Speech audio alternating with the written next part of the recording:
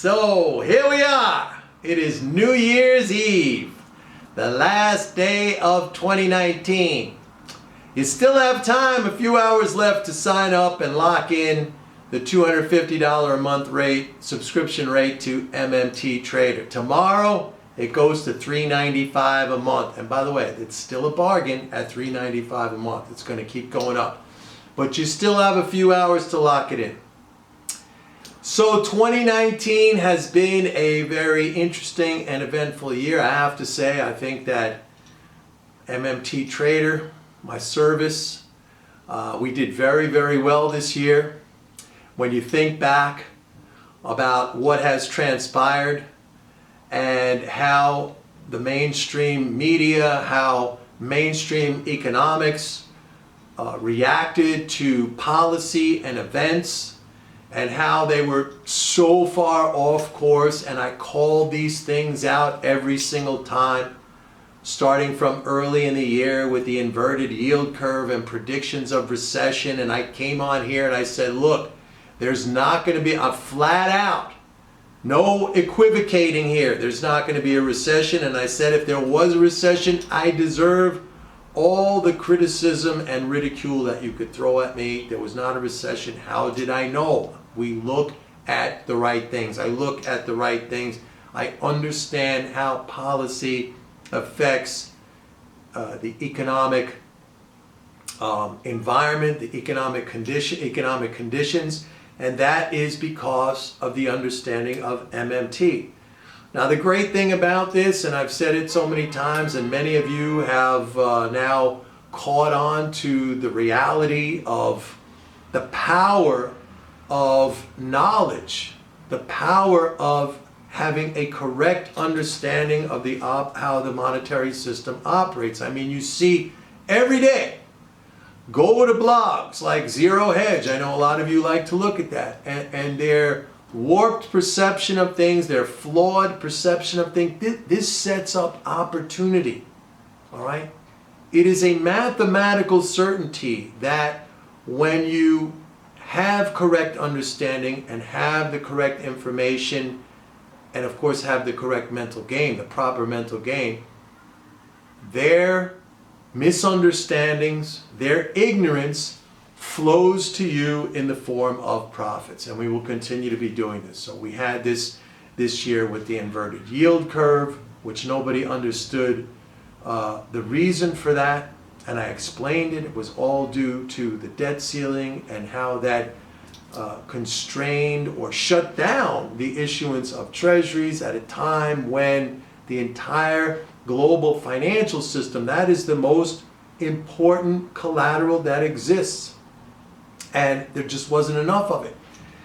And then we had the whole China-US trade war scenario where I put out numbers. I broke it down. I said even in the event of a full-blown trade war, and I put the numbers out about how the reaction was way, way beyond what the negative impact would have been. And most importantly, throughout the whole entire year, I have been emphasizing and pointing out that fiscal support to the economy was at record levels and accelerating. And not only did I say that, I didn't say this is a one-time thing.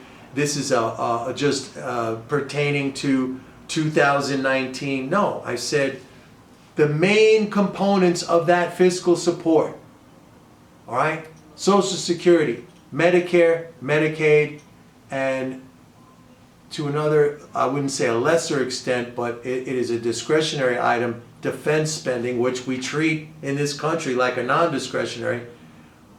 Those expenditures comprise more than half of all the fiscal support going into the economy, and they're not going to go down. They're not going to go down for at least several years. All right, Social Security now, you have all the baby boomers coming of retirement age, so the rolls of recipients are going to continue to grow. Same with Medicare, same with Medicaid. And it's interesting, but this has been completely off the radar of the mainstream. So again, it comes down to, and by the way, let's be honest, if there is any mention of these things, let's set aside the defense. If there is ever a mention of things like Social Security, Medicare, Medicaid, it is always painted in a negative light as if this is a detriment to the economy. It's, oh my God, creating deficits as far as the eye can see, a burden to our children and grandchildren and future offspring, which is a totally incorrect understanding. This is wealth that gets passed along. But anyway, I'm not going to get into that whole discussion. People have come to me. Look, I get emails every day. Mike, thanks so much for the education you have provided. Thank you for the mental game. I think a lot of you out there who came on board as MMT adherents or MMT, had a curiosity about MMT, got that additional bonus and realized that it's really the mental game. The mental game stuff provided so much value. So much value. Because as I've said so many times in the past, the markets are there. The markets are your vehicle to make money and earn profit. And the market will gladly provide you with that. A lot of people look at the markets as some kind of an opponent. The only opponent you face is yourself. The market will gladly provide you. It asks nothing of you, and it is a willing giver. Constantly a willing giver. It may ask one thing, and that is patience. That's about the only thing it will ask. Well, that's an aspect of mental game that a lot of you don't understand. And it's also an aspect of mental game that a lot of you don't want to embrace. And this will end up to be a downfall for you. It will keep you from realizing your goals. So anyway, I don't make a prediction for 2020. I'll just say that the conditions, the policy conditions that drove the markets in 2019, the same policy conditions are in place for 2020. Yes, we are going to have corrections. Yes, we are going to have counter trend moves in various markets from time to time. The media will react to those. You will have your headline chasers, your people who think, hey, I don't need anything. I don't need understanding. I don't need knowledge. I don't need mental game. I'll just react to the headlines. And I love those people. I've had them here with me and they've gone elsewhere because they believe that is their role. I mean, it's beyond naive, but hey, we like it. We like it. Because that's just easy money. So those things will continue to happen. Policy in place that created the conditions in 2019, that has not changed. We're coming into a presidential election year. We may see some big change politically in November. After that happens, we will have to see what new policies, if any, are enacted. Then we could set the strategy for the next 2 years at least, more likely the next 4 years. But we have time for that. As I've said, these things don't change on a dime.